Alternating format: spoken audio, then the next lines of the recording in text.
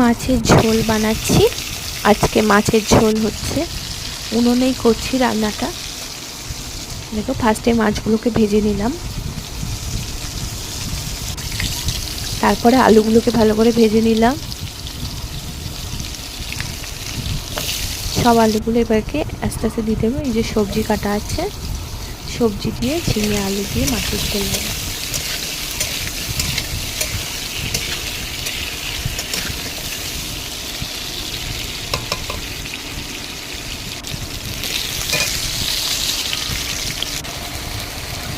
এবারে এই ক্লিপটা নেওয়া হয়নি, মশলা দিয়ে দিয়েছি আমি, জিরে আর আদা বাটা আর সাথে টমেটো। এবার ঝিঙেগুলোকে তুলে নিলাম, ভালো করে মশলাগুলোকে ভেজে নিয়েছি কষিয়ে।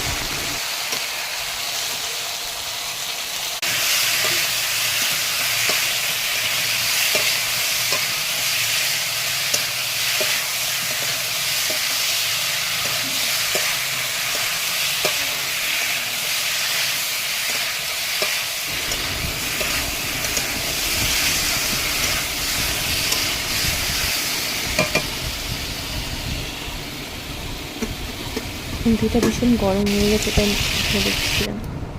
এবার জল দিয়ে দিয়েছি, জলটা ফুটছে। এবার মাছগুলো দেবো, মাছগুলো দেওয়ার ক্লিপ নেওয়া হয়নি আমার।